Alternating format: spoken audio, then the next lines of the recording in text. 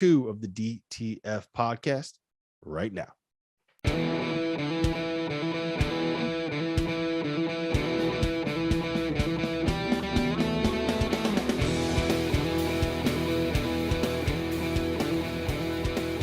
All right, 2 quick things that I want to touch on before we get out of here. First and foremost, North Carolina brings everyone back.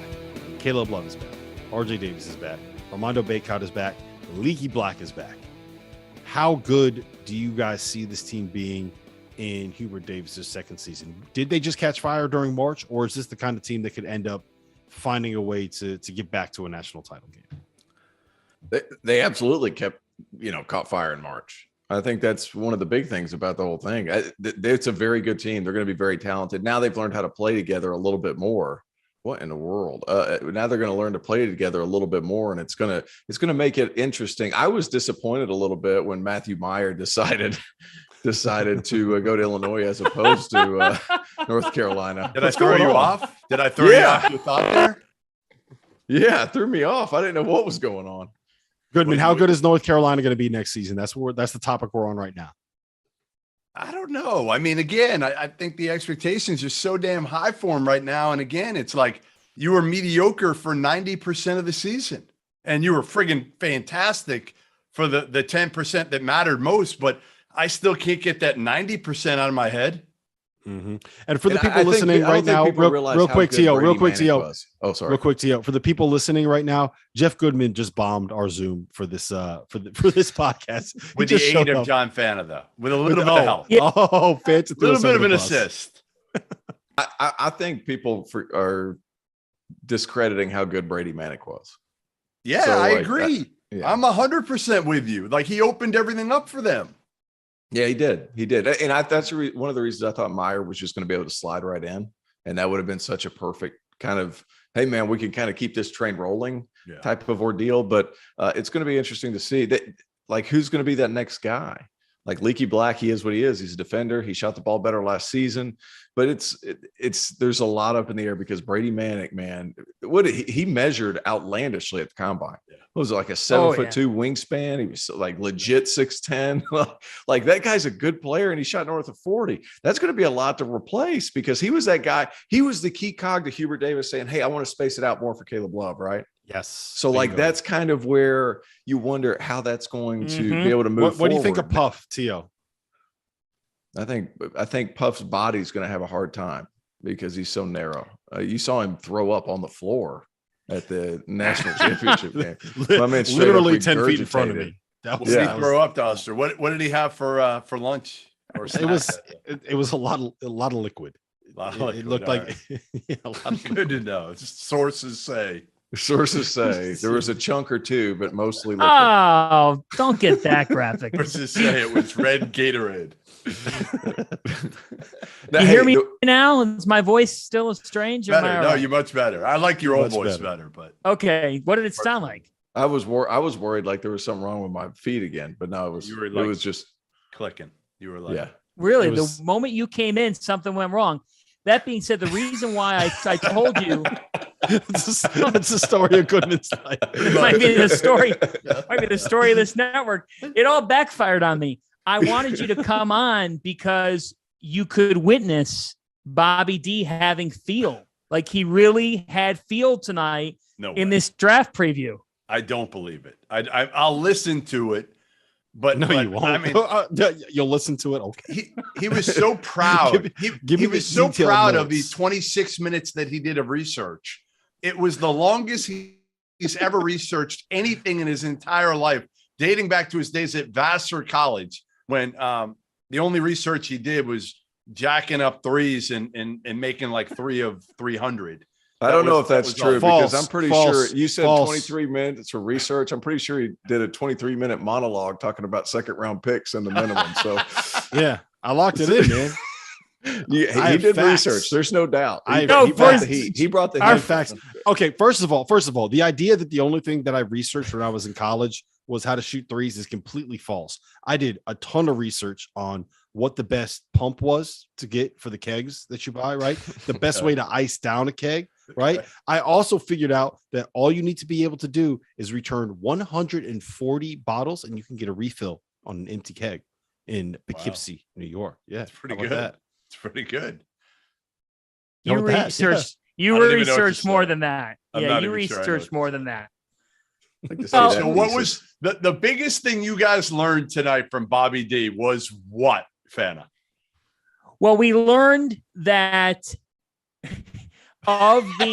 in the last 10 years of the guys taken in the second round, Yeah. correct me if I'm wrong, 91% of those guys in the last 10 Last years 4 taken years. Last 4 in the years. last 4 years, 91% of those guys have in some way, shape, or form either been given the league minimum or signed a two-way contract in the NBA. All right. Mhm. Good job. Yeah, he did prove that, but that also proves like the NBA's progression towards making the G League a real minor Relevant. league, right? Yes. Well, that's It true. makes it a real minor league, which No, I think no, is no. a good thing. To me, it shows what happens when you have the two-way deals, right? Because Yeah. that 91% number. But is that's what T.O.'s saying. T.O.'s saying Yes. they did the two ways to make it so these kids weren't making. Do you know what they're? I mean, you realize what they were making a few years ago, right? That's I what was he brought making up. 12 grand playing for the Iowa Energy. You Another know- reason I never want to go back to Iowa. Right.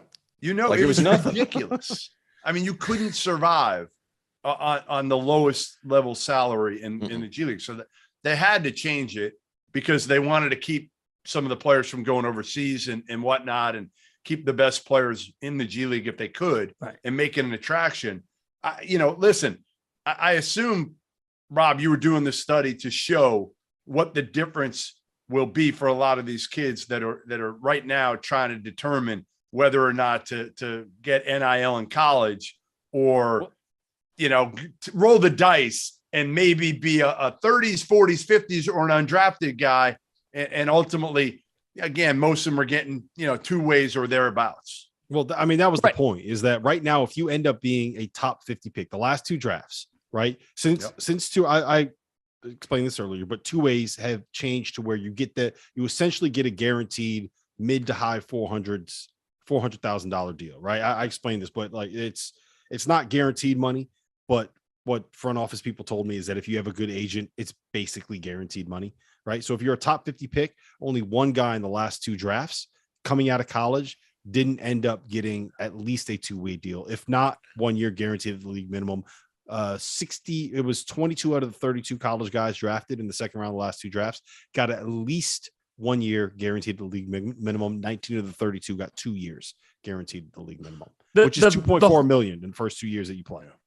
Right. And the point I tried to make was I just still don't understand why you don't sit there and have the realization, if you're a Jalen Williams, you go back to Arkansas.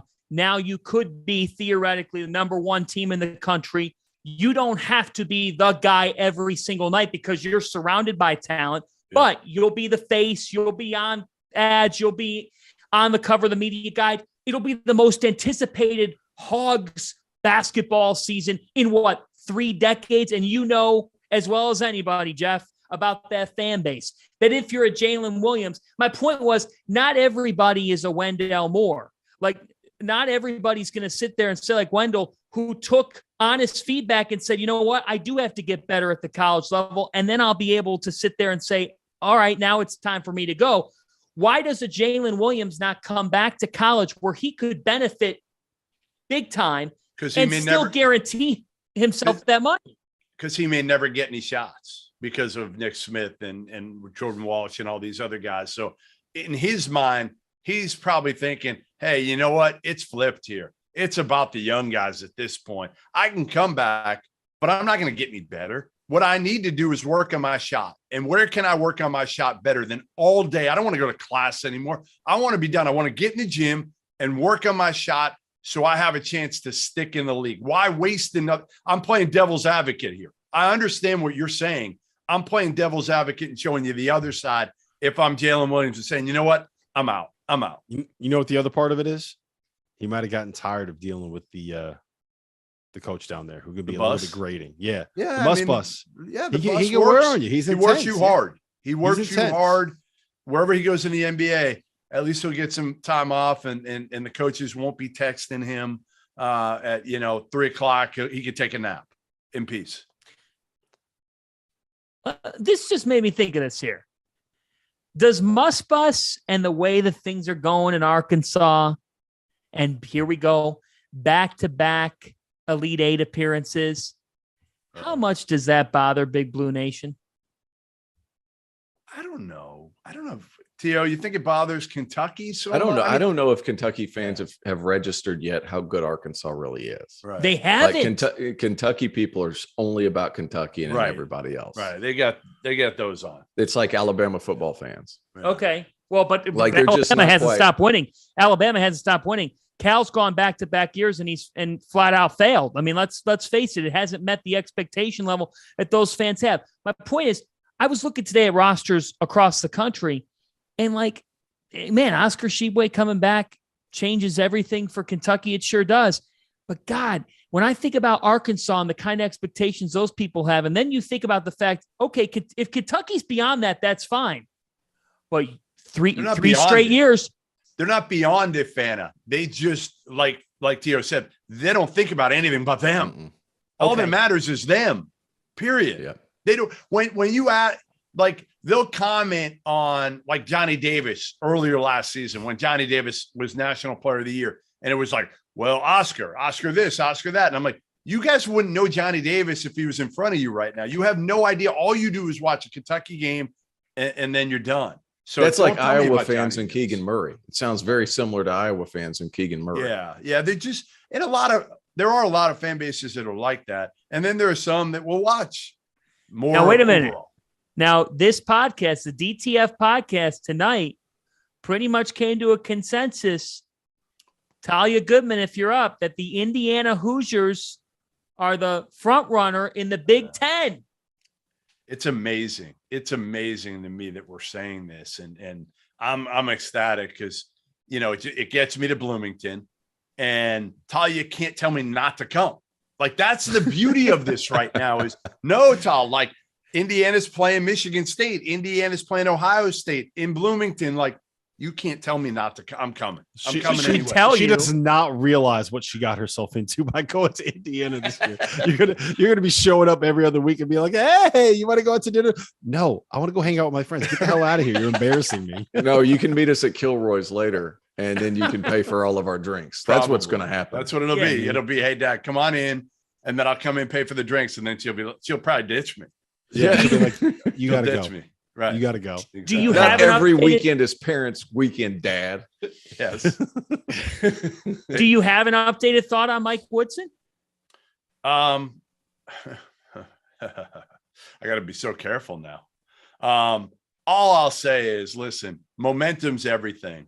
Think about how the margin for error there was. If they don't beat Illinois in the Big Ten tournament, we're talking right now about them not making the NCAA tournament, maybe not getting Trace back. Who knows how that changes? Might not have changed anything with Trace, but they're not getting Malik Renault probably. And then you're talking about like a totally different deal. One game. And I've wanted to do this over and over. And maybe I'll try to do it in the next week, but talk to like 4 coaches this past year and that were kind of on the bubble and maybe either got in or didn't get in, and show 3 possessions.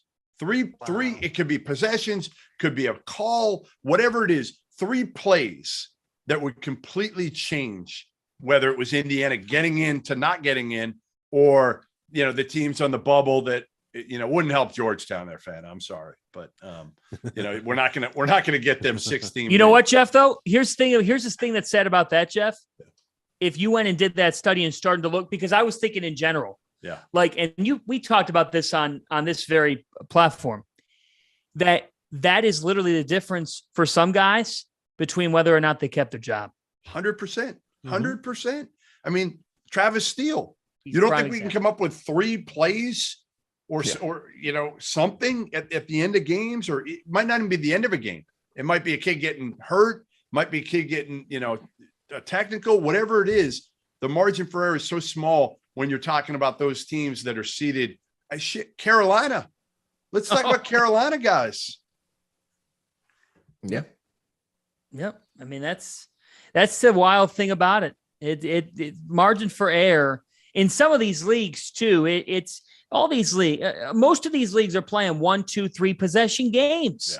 Yeah. But what's amazing is the element of if you have one great 40 minutes on a Thursday or Friday night, the third or Thursday or Friday night in March, or the second in your conference tournament, and that's what punches your ticket at a mid-major, that's now more of a ticket than it's ever been for you to get your next step up. Yeah. Hey, Fana, did Doster tell you you're going to have new shirts coming in soon? He's working on the design right now. Doster's all over. He's become a designer. So he's working on the logo. I didn't tell him about the merch store that's coming, which it is. I did tell him about the newsletter though. Big newsletter dropping tomorrow. Big newsletter dropping. Huge. That's awesome. Huge. Wow. Huge. Yep. I'm excited to read that. I can't wait to see Fana write one day for the newsletter. Doster. Happy to write for the newsletter. See, Fana will do it all. He is the ultimate jack of all trades. He will write. He'll do softball. What other sport have you not called that you would like to call, Fana? Curling. Cornhole. Yes. Yes. I'm with Cornhole. Yeah. Bowling. I think I could build up the moment. Bassmaster. You know what I would love to watch you do? The hot dog eating contest. Boom, Is my that dream. one. Nathan's hot dog eating contest. That's what I was going to say. You would just bring the heat, and Joey Chestnut would just be going nuts on a bunch of glizzies. He's been working for this his entire life. Joey Chestnut, the hot dog goat strikes again. Oh man! Are you guys willing to come out, the three of you, and do a wedding broadcast? Of course, without question. We'll go a couple rounds of cornhole, and you can call an amateur cornhole competition. Me, I don't want to be on Doster's team though. Good, because I want to win. I feel like he would be awful at cornhole. I got a set in my basement that what do you think I did during the So pandemic? Goodman's going to be at the Providence table at my wedding. Just for the record. Geez. You're going to put me in between the lumpy dumper and who? Is a lumpy dumper. He's getting an invite to the Cooley over here and the lumpy dumper over here.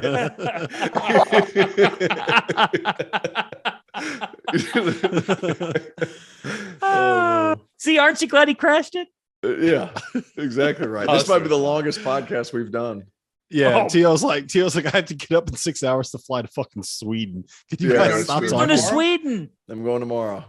Wow. How long are you going to Sweden for? We're going the 1st to the 30th of June. We're going for the whole month. Maria hasn't been home since the beginning of the pandemic. The whole month. So we needed to do that. And then I got invited to Do you see how jealous Goodman just got right there? He's like, you're taking a vacation for a month? What the fuck? I only took 10 days. I only went to stay for up 10 for the days. draft with you guys. I'm going to stay up for the draft with you guys. So we're not taking a month off. Like, you're going to be able to join us from Sweden, right? Yeah. Okay. I'll be able to pop on. I'm bringing my computer and microphone and everything. We'll be good. Yeah, we'll make it work. There might be a little bit of like a second delay, but it'll be fine. I won't be able to interrupt you like I usually do. That's the only difference. And then I'm going to Serbia for 5 days with for the coaching clinic over there. Are you? Yeah. Nice. Yeah. I've wanted to go to Serbia too. Let's do it. Come on. I've been trying to convince these two to go. I know. I'd like to. It won't be this year, but next year maybe. Although everything depends on Talia at this point. Of course. What is briefly? What is this in Serbia? It's a massive coaching clinic. It's one of the best ones in the Eastern Hemisphere. Wow. And a lot of big time names go to it. So I'm gonna. You said Cal's coming out? I don't know that for sure. I've heard rumors that could be the case. So I don't want to throw that man out there. He must be. I don't know that for sure. I don't know that for sure. But Obviously, there's a Serbian over there. Otherwise, there's no way in hell he's going all the way to Serbia. Oh, Rob, we've gone this long. We've gone this long. We gotta talk about Wagner. Oh yeah, now we're. I was gonna save it because we've already gone for an hour and a half on this podcast. But let's go ahead for the people that aren't paying attention. DJ Wagner is the son of Dewan Wagner, the grandson of Milt Wagner. He was long thought to be a lock to end up going to Kentucky because of the relationships between Milt and John Calipari, obviously, Dewan Wagner and John Calipari, and Worldwide West and John Calipari. But Kenny Payne longtime Kentucky assistant, new Louisville head coach, went ahead and hired Milt in a combination director of player personnel and like alumni relations role. Kenny and Milt played together on, were they on that 1980 championship team together? Yeah. Right. So Yeah, there's a lot of relationships there. So now all of a sudden it's like, is Louisville going to end up getting DJ Wagner? Kenny took Cal's move. Yes. Hired they hired the same guy. He took his move. They hired the same guy. Yeah, I know. Cal hired Milt to get the son, and now Kenny is hiring Milt to get the grandson, which is like, to me, this could end up being the wildest and the greatest and the most entertaining and the most perfect kind of 2023 college basketball recruiting story. It's going to be insane. It's going to be awesome. Would be a power move? What would be a power move if Cal went and hired DeJuan? Like that would be like, oh yeah, spill that third spot. Yeah. No, they did. They brought in. It was his half brother, right? Is it his half brother? Yeah, his best half friend? brother's on the Half brother. Yeah, he's a walk on at Kentucky right now. He's already there. Wouldn't be the first time a walk-on made news in the last year. That's very true. Very true.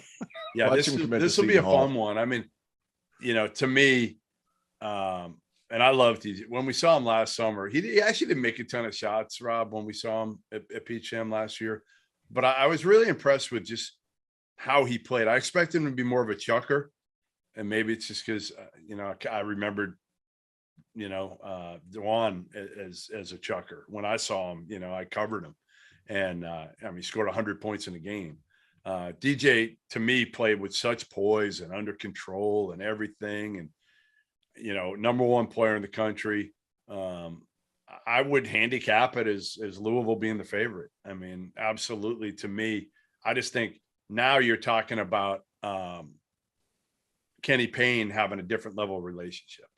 That's the difference. Is Cal's relationship, a lot of it just stemmed with how close he was with Wes and Kenny Payne.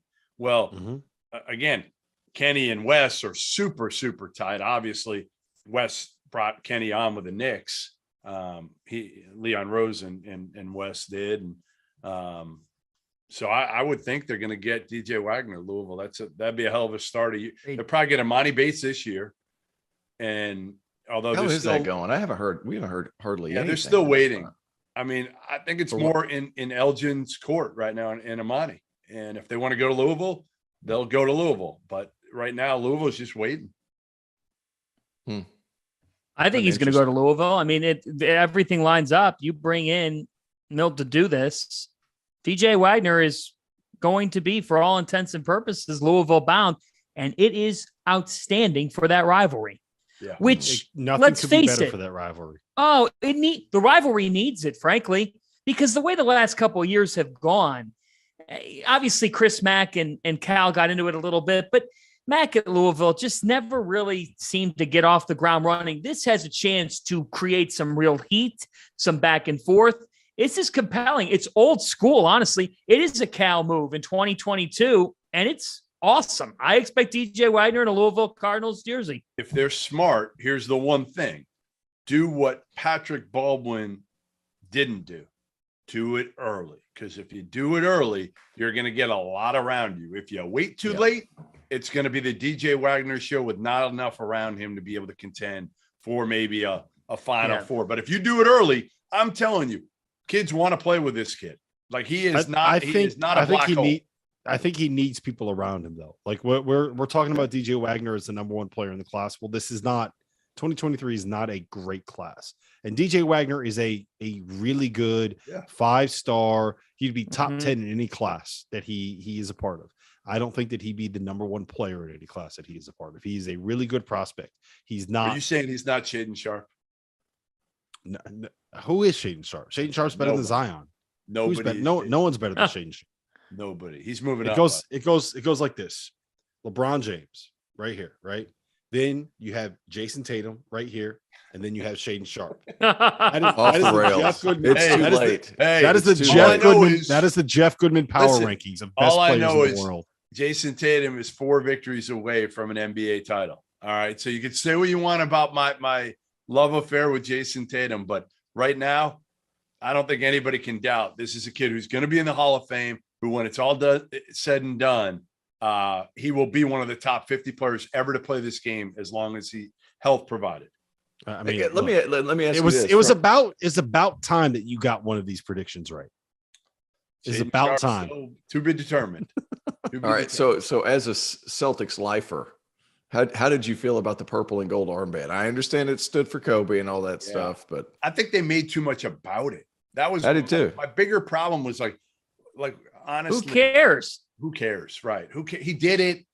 It was cool that he sent the text message to Kobe and he showed it, but don't make a big deal about something.